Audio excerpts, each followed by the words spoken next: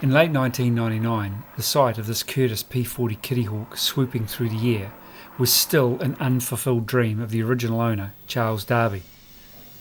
The aircraft, A29448, was a Royal Australian Air Force P-40 which had been operated by No. 75 Squadron in the Milne Bay and Goodenough Island areas of Papua New Guinea during 1943. Abandoned at the side of the runway after a landing accident, the aircraft was recovered by Charles in the early 1970s, and the full restoration project began in the mid-1990s. The remainder of this short film shows the aircraft in the final stages of restoration, as described by co-owner Garth Hogan. Okay, Garth, just to start off with, what stage are you at with the restoration process? Well, despite what it looks like, we're significantly further down the road than it might appear. The aircraft is scheduled, hopefully, to fly in late January. However, having said that, I don't know whether we'll make the deadline. The real intention is to be at Warbirds over Wanaka at Easter, and I think we'll make it. As I said, while it doesn't look like it as it is, there's a lot of finished components that are sitting here just waiting to go on.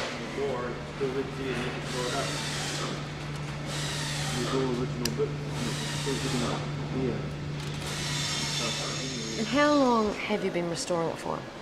We've been restoring it for 2.5 years now. We started in April 2 years ago. And can you give me a bit of background to the aircraft? Well, the fuselage came out of New Guinea. It was recovered from an area called Taji, which was an old World War II airfield up where the tsunami hit last year that everybody remembers. And it was just an empty fuselage. It had been converted to spare parts after a landing accident. And my partner in the aircraft, Charles Darby, recovered it from there. I think it was 72 or 73. And he's had it stored, and in the meantime he's been collecting parts. And the wings came out of the old aircraft dump at Rooker here, where all of the World War II aircraft got stored. And the engine came out of stores board. It had been stored for years, and he acquired that in the 60s or the 70s. And just bits and pieces came from all over the place.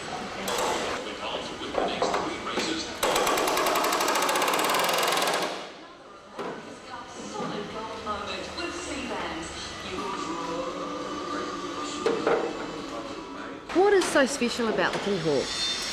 Well, it's a World War II fighter aeroplane. That's what it's all about. I mean, the Spitfire and the Mustang are probably more better known, or more well known. However, the Kittyhawk, there was a lot of them served in New Zealand. Well, this one's not a New Zealand one; it's an Australian Air Force one. And I just happen to like them. A lot. A lot, absolutely a lot.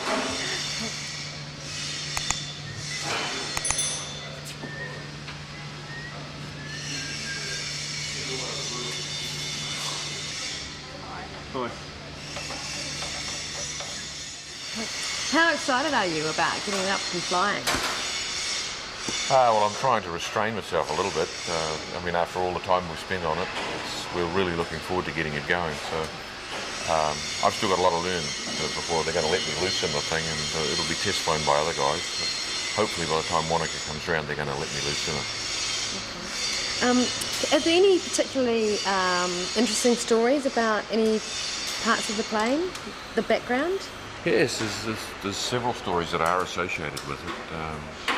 The engine probably is the most well-known. Not that engine that's sitting in it now, that's just a mock-up engine, but the rebuild engine, which we've got sitting over here ready to go in it, originally was fitted to a New Zealand aircraft, and in the course of what they thought was going to be gun camera practice at Gisborne, it was accidentally shot down because the aircraft that was training behind it actually had some live ammunition inadvertently installed, and when he pulled the trigger, it took the hydraulics out of the aircraft it was fitted to, and it had to belly land into Gisborne. In fact, the gentleman, I believe, that pulled the trigger is Ian McKenzie. He lives in the Greta Valley in the South Island and has recently made us aware of the fact that he was the one that pulled the trigger.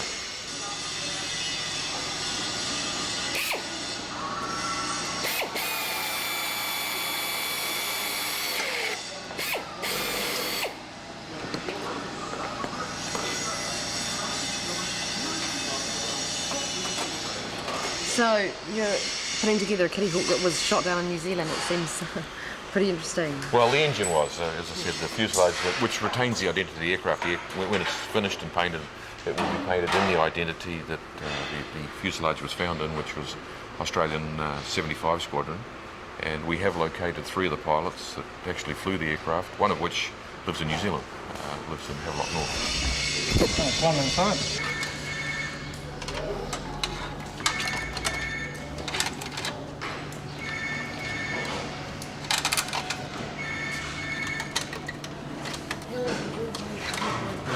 Station. So when I took over the company, when they decided to close down, I didn't have an option, so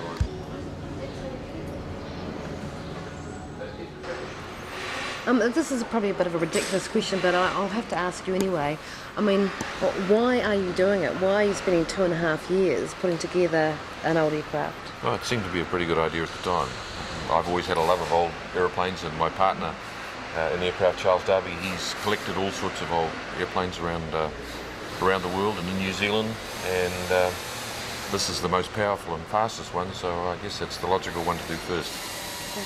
It must cost a fair bit to put something like, to restore a plane like this. What sort of money are we talking to put a plane like this back flying? Too much, and more than I thought it was going to be. What does that mean? Too much. You're not going to tell me? No, I don't think that would be a good idea. My wife might be watching.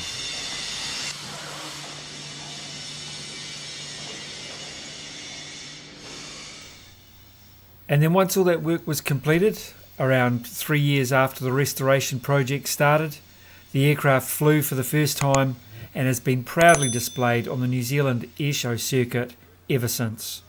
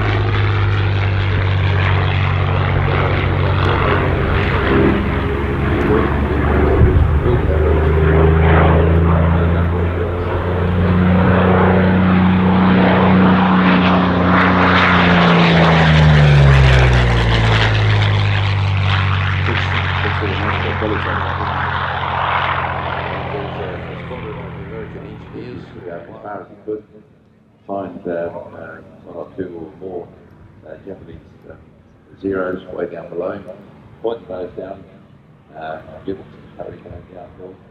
As you went past the zeros, it gave them a bit of a blast and then carried on because they were much more manoeuvrable, but when you get that much speed, here we are. So we've got clear on the ground. Awesome. Lovely. Look at that. Sail up. That's a nice shot. Well done.